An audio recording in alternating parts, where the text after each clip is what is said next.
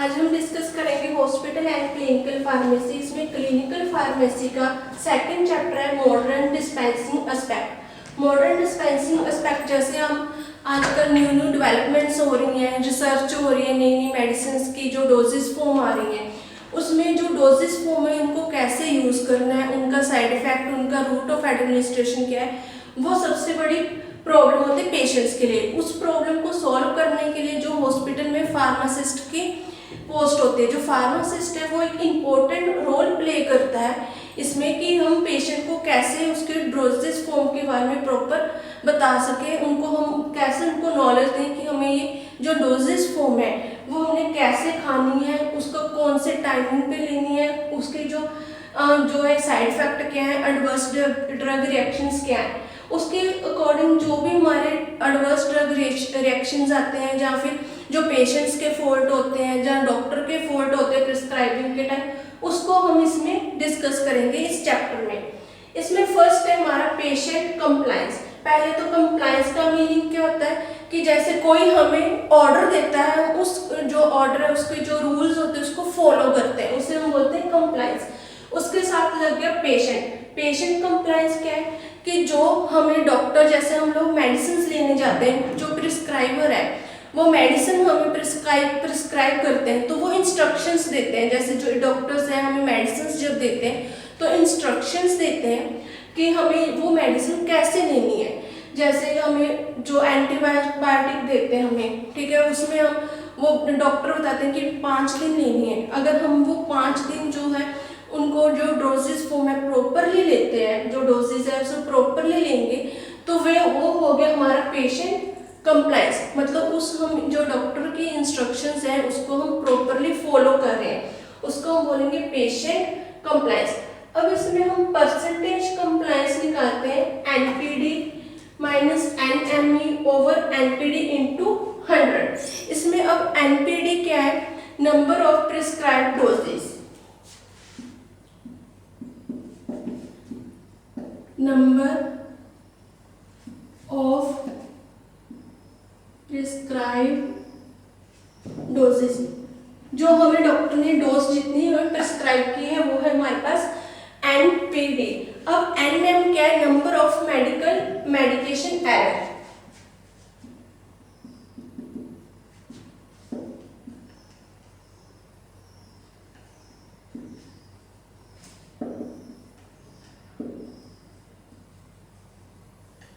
जो हमारी जो नंबर ऑफ एनएम है कि मेडिकेशन में एरर कितने आ रहे हैं, इसे हम कैसे करेंगे, NPD prescribed dose in minus जो मेडिकेशन एरर इसमें आ रहे हैं वो हो गया, और by NPD prescribed dose multiply 100। अब हमारे इसको हम डेफिनेशन में कैसे करेंगे, patient compliance can be defined as adherence. इसमें शब्द आ रहा है एडहियरेंस, इसका मीनिंग होता है किसी भी चीज को फॉलो करना, कि हम जो भी इंस्ट्रक्शंस हैं उनको फॉलो करना। As adherence to prescriber instructions by the patient, जो पेशेंट है, जो प्रिस्क्राइबर है उसके द्वारा जो इंस्ट्रक्शंस दी गई हैं जो वो पेशेंट फॉलो करता है उसे हम बोलते हैं पेशेंट कंप्लायंस। अब सेकंड डेफिनेशन है इसमें patient non compliance.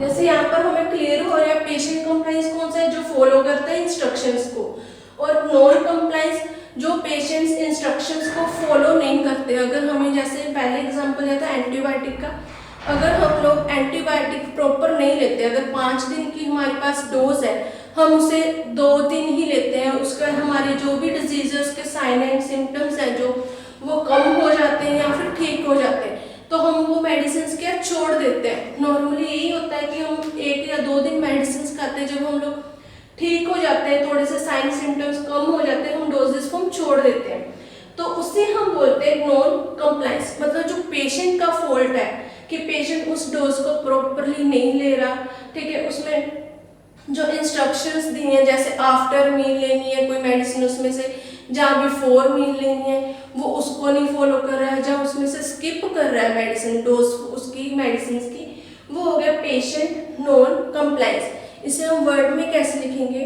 The fault of the patients and inappropriate use of the medication. जो पेशेंट मेडिसिन का प्रॉपर यूज नहीं कर रहे, उसमें एरर आ रहे, उसको हम सीरियसली नहीं ले रहे, वो हो गया पेशेंट नॉन कंप्लायंस। अगर हम लोग प्रॉपर मेडिसिन नहीं लेंगे, प्रॉपर डोज नहीं लेंगे, जो वो डिजीज है वो आप फिर 4 या 5 दिन के बाद फिर हमें हो सकती है, क्योंकि हमने उसका प्रॉपर ट्रीटमेंट नहीं किया। हम लोग क्या करते हैं, फिर डॉक्टर के पास जाते हैं कि आपकी मेडिसिन नहीं अच्छी थी या आपका ट्रीटमेंट नहीं अच्छा है। तो वो क्या, वो हमारी खुद की पेशेंट का फॉल्ट होता है कि हम लोग उस चीज़ को प्रॉपर, जो उसके हमारे पास उसने इंस्ट्रक्शंस दी है उसको प्रॉपर फॉलो नहीं कर रहे, जिसके कारण जो हमें उसमें ट्रीटमेंट है वो हमारा सही नहीं हो रहा। उसके बाद है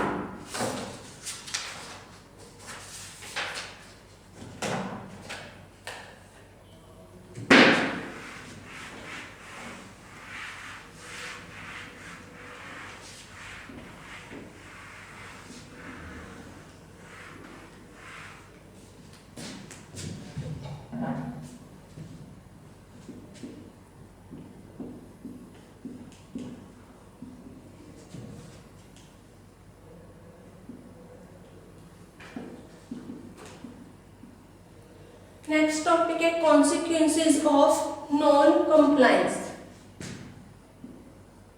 अब जो नॉन कंप्लायंस है उसके कॉन्सिक्वेंसेस क्या हो सकते हैं? एक तो हम इसमें क्या है, जो पेशेंट है या तो वो अंडर यूटिलाइजेशन ड्रग ले रहा है, ठीक है, कम ले रहा है। अंडर यूटिलाइजेशन मतलब जो प्रॉपर हमने डोजेस फॉर्म दे रखी है उनको वो प्रॉपर नहीं ले रहा, उसमें से जो मेडिसिन एंड डोज है उसको स्किप कर रहा है, या फिर उसको ठीक होने के बाद उसने 2-3 मेडिसिन ली, बाकी जो 3 दिन उसके बच गए मेडिसिन वो उसने फेंक दी, वो प्रॉपर उसने 5 दिन का कोर्स है जो वो नहीं किया।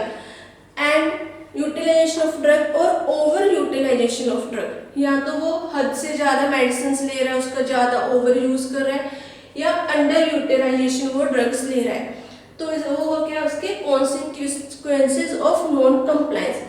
अब effect of under utilization of drug है, उसकी इफेक्ट क्या पड़ेंगे? इफेक्ट ऑफ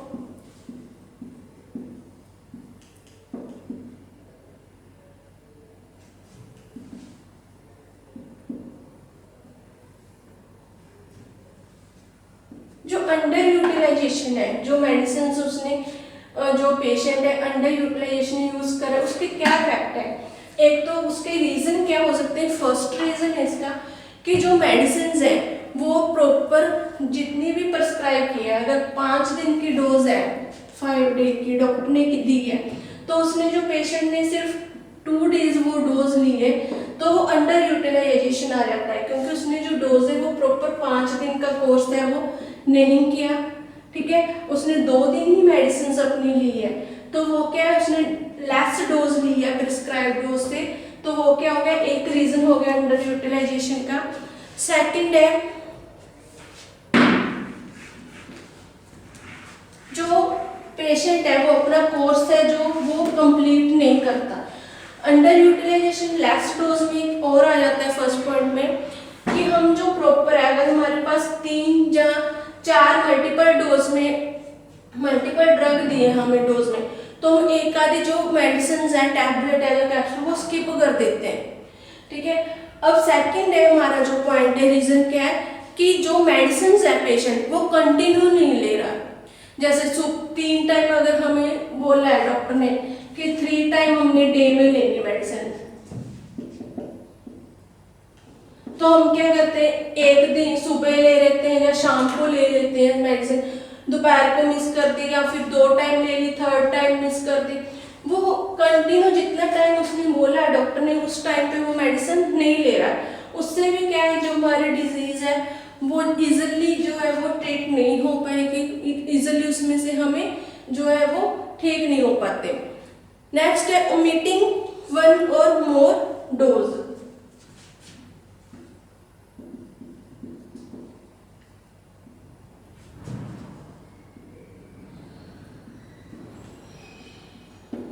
जो मेडिसिन है वो ओमिट कर देना, ठीक है।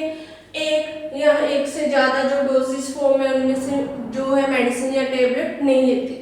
ये है effect of under utilization of drug के रीजंस, कि 3 रीजन है हमारे पास कि हमें अगर ये रीजंस होते हैं तो आगे जो प्रॉब्लम क्रिएट होती है उससे क्या है, वो हम लोग नॉन कंप्लायंस में आ जाते हैं और बाद में जो फॉल्ट है वो हम डॉक्टर का निकालते हैं कि आपकी जो मेडिसिन है वो अच्छी नहीं है या प्रॉपर आप ट्रीटमेंट नहीं करते। नेक्स्ट है अंडर यूटिलाइजेशन में रिजल्ट। इससे क्या होता है, रिजल्ट में क्या क्या इफेक्ट आते हैं, टॉक्सिसिटी,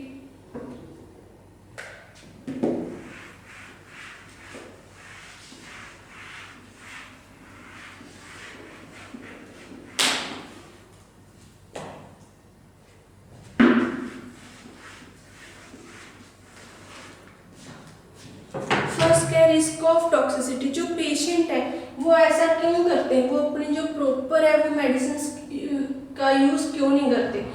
फर्स्ट आ गया इसमें रिस्क ऑफ टॉक्सिसिटी।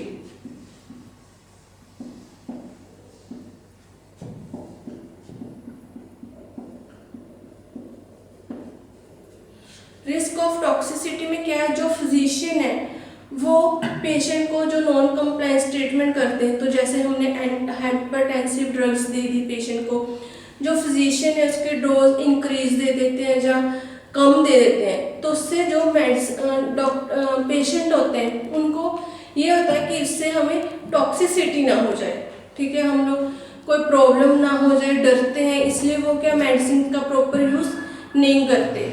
उसका है डेंजर ऑफ डेथ।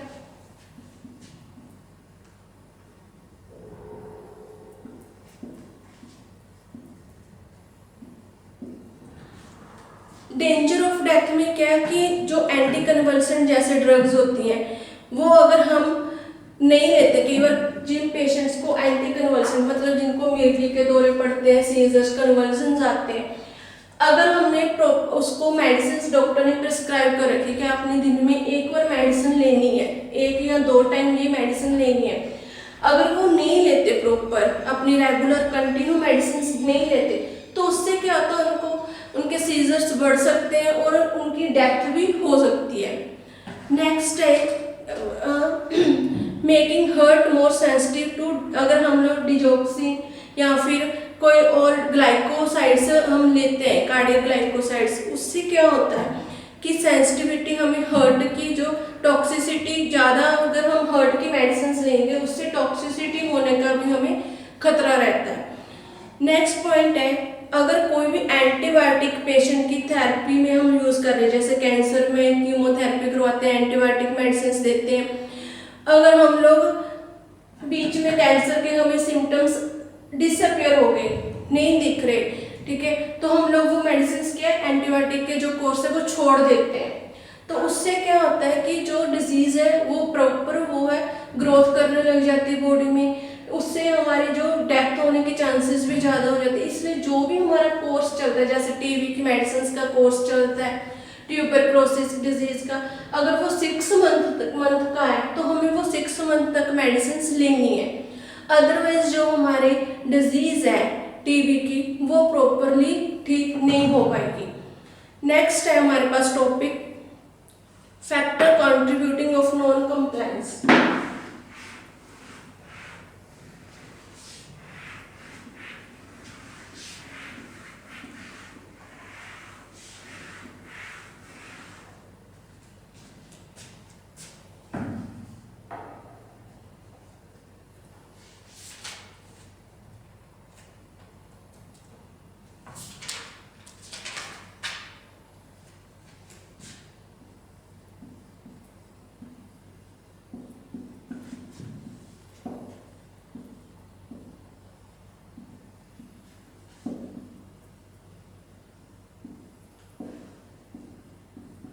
नेक्स्ट हमारा टॉपिक है कि कौन कौन से रीजंस हैं, ठीक है, कौन कौन से फैक्टर्स हैं जो पेशेंट को नॉन कंप्लायंस के में यूज होते हैं, कि कैसे क्या क्या रीजंस हो सकते हैं नॉन कंप्लायंस के।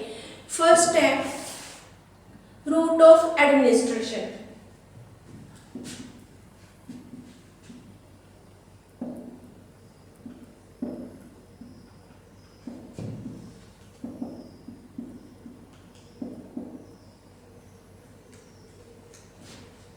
रूट ऑफ एडमिनिस्ट्रेशन में क्या है, जैसे हम कई ओल्ड पर्सन होते हैं या छोटे इन्फेंट्स होते हैं बच्चे, वो क्या मेडिसिन या टैबलेट नहीं ले सकते ओरली रूट से, इसलिए हम लोग क्या करते हैं उनको सिरप्स वगैरह देते हैं ताकि वो इजीली स्वेल कर सकें, ठीक है, इजीली ले सकें। कई बार उनके जो है वो गले में अटक जाती है मेडिसिन, जिससे प्रॉब्लम होती है। इसलिए जो रूट ऑफ एडमिनिस्ट्रेशन में क्या है कि कई बार ओरल रूट है जो वो पेनफुल होता है पेशेंट्स के लिए, जो मेडिसिन है कैप्सूल या फिर जो टैबलेट्स हैं वो लेनी पेनफुल हो जाते हैं, स्वेल करना, ठीक है। इसलिए हम लोग क्या है उनको नॉन कंप्लाइंस में इंक्लूड करते हैं। अगर वो नहीं ले सकते, उनको दिक्कत आती है, तो वो क्या करते हैं मेडिसिन छोड़ देते हैं, स्किप कर देते हैं वो वाली मेडिसिन। इसलिए हम उसे बोलते हैं root of administration non compliance. वो पेशेंट का फॉल्ट होता है, उनसे डॉक्टर को बोलना चाहिए कि मैं ये मेडिसिन नहीं ले सकता, मुझे लेने में दिक्कत होती है, इसलिए मुझे इसकी जगह आप लोग सिरप दे दो या फिर कोई इंजेक्शन वगैरह लगा दो। अगर हम नहीं बताएंगे, हम उस मेडिसिन को छोड़ देंगे, स्किप कर देंगे, तो वो क्या हमारा फॉल्ट है, वो उसे हम बोलेंगे नॉन कंप्लायंस का एक कारण है, ठीक है। सेकंड है हमारा जो एग्जांपल है, सेकंड पॉइंट है reason, type of therapy.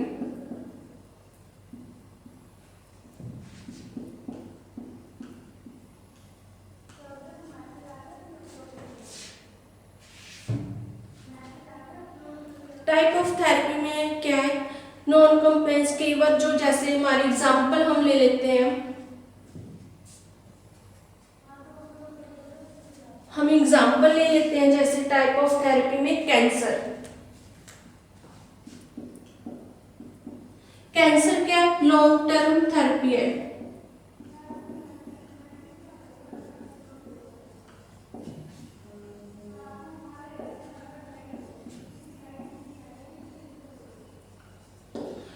Cancer के हमारे लॉन्ग टर्म ट्रीटमेंट थेरेपी है। इसको जैसे इसकी 4 स्टेजेस होती हैं, ठीक है। अगर हमें फर्स्ट स्टेज में पता चल जाए तो इसमें क्या हमारा प्रॉपरली इलाज चलता है, ठीक है। ये लॉन्ग टर्म थेरेपी होती है ट्रीटमेंट की। कई पेशेंट्स ऐसे होते हैं जो लॉन्ग टर्म थेरेपी को फॉलो नहीं कर पाते, ठीक है। उनकी जो फाइनेंशियल प्रॉब्लम लगा लो या फिर उनकी आने जाने की दिक्कत लगा लो, वो बीच में उस चीज को जो ट्रीटमेंट है उसको छोड़ देते हैं, तो वो क्या हो गया नॉन कंप्लायंस। वो भी पेशेंट का एक कारण हो गया, रीजन हो गया, पेशेंट का फैक्टर हो गया कि वो उस जो ट्रीटमेंट है उसको फॉलो नहीं कर पा रहे लॉन्ग टर्म ट्रीटमेंट को, थेरेपी को, इसलिए जो उनकी डिजीज है वो प्रॉपरली पर जो है वो ट्रीट नहीं हो रही। थर्ड पॉइंट है फॉरगेटफुलनेस।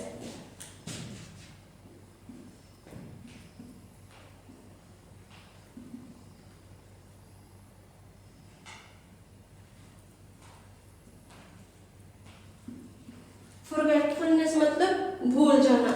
कई बार हम जो पेशेंट्स होते हैं वो मेडिसिन लेना भूल जाते हैं, ठीक है, जिसकी वजह से क्या उनका जो ट्रीटमेंट में वो प्रॉब्लम हो जाती है। इसके लिए इसे हम शो करते हैं नॉन कंप्लायंस में। उसके बाद नेक्स्ट है कॉस्ट। कॉस्ट क्या है, कॉस्ट में एक बहुत बड़ा रीजन है हमारे इंडिया में, क्योंकि इंडिया में जो है वो हम लोग मोस्टली मिडिल फैमिली या पुअर फैमिली से होते हैं। जो हमारे पुअर फैमिली के पेशेंट्स होते हैं मेडिसिन की कई बार कॉस्ट बहुत ज़्यादा होती है, वो ले नहीं पाते, इसलिए वो क्या उस चीज़ को स्किप कर देते हैं, उस मेडिसिन को छोड़ देते हैं और अपना जो ट्रीटमेंट है वो प्रॉपर नहीं करवाते।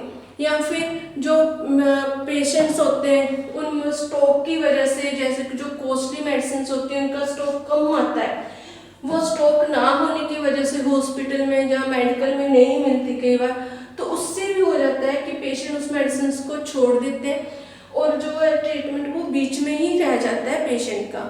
उसके बाद पॉइंट है पुअर इंस्ट्रक्शंस।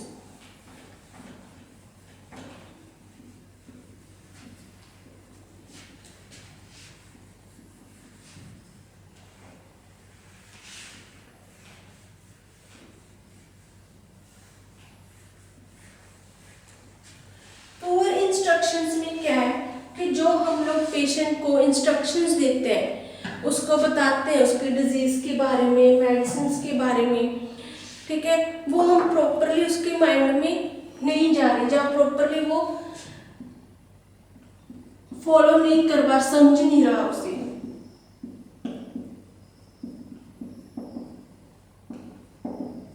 जैसे जो पेशेंट्स हैं उसको हम लोग इंस्ट्रक्शंस बताते हैं, जैसे टेट्रासाइक्लिन हम दूध के साथ नहीं लेते मेडिसिन, तो वो पेशेंट को वो उस चीज़ के बारे में प्रॉपर समझ नहीं आ रहा, वो रिसीव नहीं कर पा रहा उस इंफॉर्मेशन को माइंड में, इसलिए भी जो रीजंस है वो नॉन कंप्लायंस में चले जाते हैं पेशेंट्स। अगर उसे हम बोल दें कि जो एंटासिड या एसिडिटी की मेडिसिन है हमने खाली पेट सुबह लेनी है, बट उसे समझ नहीं आ पा रहा, उसमें 3-4 जैसे मल्टीपल डोज में ड्रग होती हैं, उसे ये नहीं पता चल रहा कि ये कौन सी मेडिसिन डॉक्टर ने बोली थी, इसलिए वो क्या उस चीज़ को फॉलो नहीं कर पा रहा, उसे पता नहीं चल रहा, तो पुअर इंस्ट्रक्शंस में वो मेडिसिन आ गई। इसमें फिजिशियन और जो फार्मासिस्ट है वो इजीली लैंग्वेज में पेशेंट को समझाना चाहिए कि वो इजीली पिकअप कर सके उस बात को। नेक्स्ट है साइड इफेक्ट।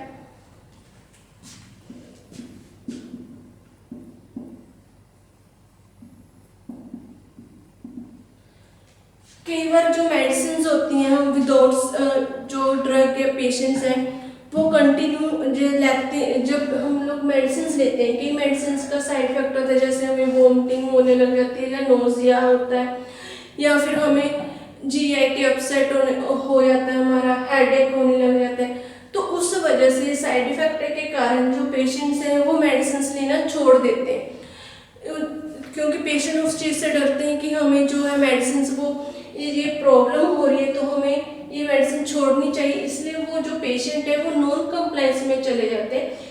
तो पेशेंट को ये करना चाहिए कि डॉक्टर के पास जाना चाहिए, उसे बताना चाहिए कि मुझे इस जो ड्रग है, टैबलेट, कैप्सूल, सिरप है, इससे लेने से ये प्रॉब्लम हो रही है, तो जो डॉक्टर है उसे रिप्लेस करके कोई अदर मेडिसिन या टैबलेट प्रिस्क्राइब कर सके। उसके बाद है स्टोरेज ऑफ ड्रग।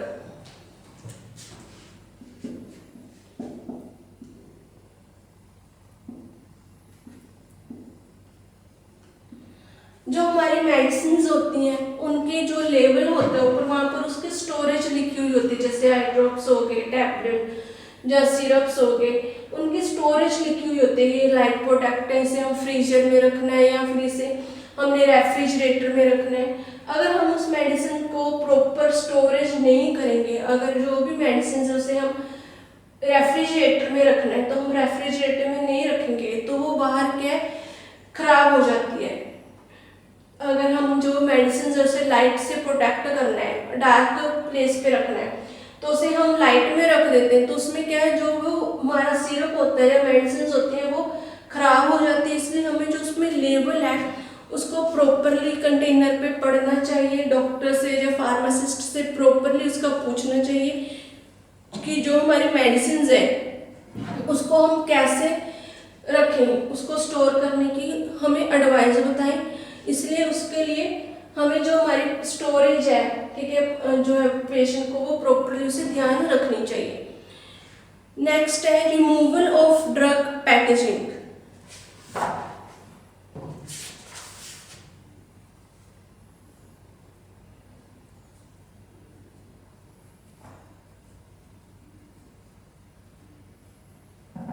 उसके बाद नेक्स्ट है मेजरमेंट ऑफ मेडिकेशन।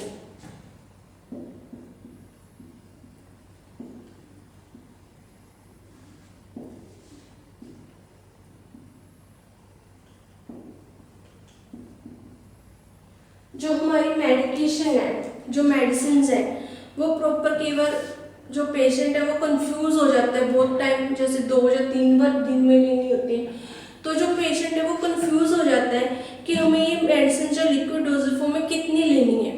तो जो पेशेंट्स हैं, ठीक है, उसको क्या है, जो डॉक्टर है उसे पेशेंट को मार्क करके देना चाहिए, या प्रॉपर जो उसके साथ कंटेनर्स आता है मेजर करने का कि आपको 5 ml लेनी है, 2 ml लेनी है मेडिसिन, वो उसे बताना चाहिए, उस पर मार्क करके बता देना चाहिए कि इस निशान तक आपने ये मेडिसिन लेनी है।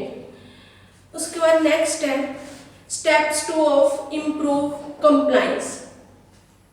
जो हमारे पास कंप्लायंस आ रही है, जो हमारे इंस्ट्रक्शंस है, हम नॉन कंप्लायंस को कैसे कम कर सकते हैं, उसके लिए हमारे पास है steps.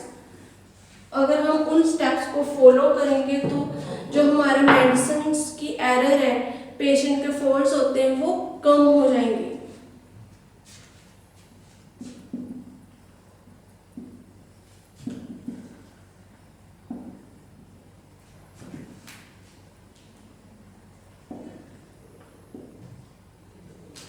Steps of improve compliance, इसमें फर्स्ट क्या है, identification of risk factor to that में कंट्रीब्यूट टू नॉन कंप्लायंस। हमें जो मेडिसिन है उनके आइडेंटिफिकेशन के बारे में पता होना चाहिए कि ये कौन सी मेडिसिन हमने कब लेनी है, ठीक है। नेक्स्ट है एजुकेशन द पेशेंट, जो पेशेंट्स है उनको हमें प्रॉपरली बताना चाहिए मेडिसिन के बारे में, रिटन में या फिर ऑरली हमें वर्बली बोलकर उनको समझाना चाहिए कि जो मेडिसिन है हम उसका यूज़ कैसे कर सकते हैं, हम उसे कैसे लेंगे।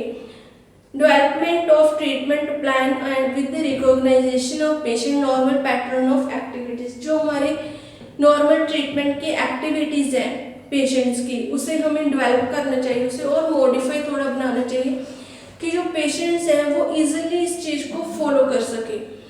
पेशेंट को मोटिवेट करना चाहिए, ठीक है। अगर कई बार उसका मेडिसिन स्किप हो जाती है या कोई प्रॉब्लम हो जाती है तो उसे डराना नहीं चाहिए, आगे मोटिवेट करना चाहिए कि आप इसका ये सल्यूशन है, आप ऐसे करो, इससे आपके जो एडवर्स इफेक्ट हैं, जो साइड इफेक्ट हैं, वो कम हो जाएंगे। नेक्स्ट है पेशेंट काउंसलिंग। नेक्स्ट टॉपिक है, ये इंपॉर्टेंट टॉपिक है पेशेंट काउंसलिंग।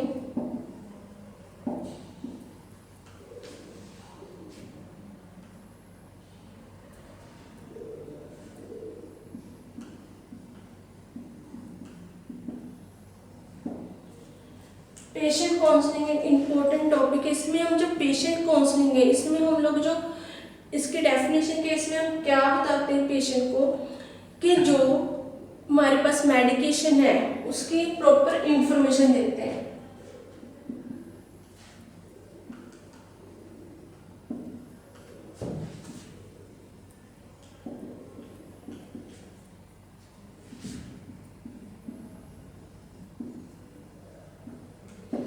जो भी हमारे पास ड्रग है, टैबलेट, कैप्सूल, पैचेस हो गए, माइक्रोस्फेयर हो गए, इंजेक्शंस हो गए, सिरप्स हो गए, हम उसके बारे में, ड्रग के बारे में प्रॉपरली इंफॉर्मेशन देते हैं पेशेंट को कि उसमें उसके साइड इफेक्ट,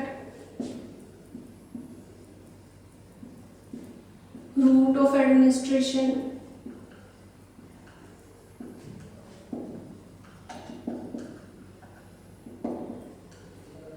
उसके एडवर्स ड्रग इफेक्ट,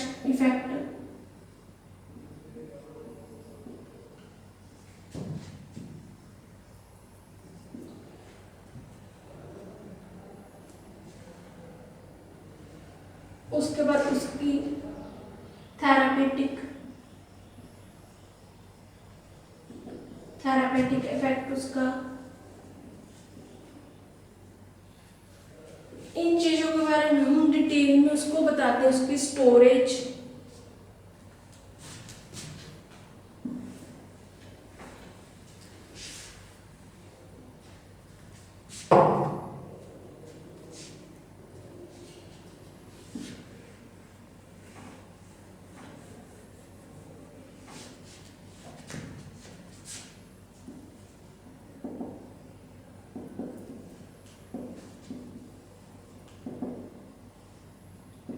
ड्रग की स्टोरेज के बारे में, उसके साथ कौन सी डाइट लेनी है या जिस डाइट के साथ उसको नहीं लेना उसके बारे में बताते हैं, या उसकी प्रिकॉशंस के बारे में कि इसको हम कैसे प्रिकॉशंस लेंगे मेडिसिन को लेने के बारे में। ये सारी हम चीज़ें क्या पेशेंट काउंसलिंग में पेशेंट को बताते हैं कि इसकी डेफिनेशन क्या है, defined as providing information orally or in written from the patient of the drug from the patient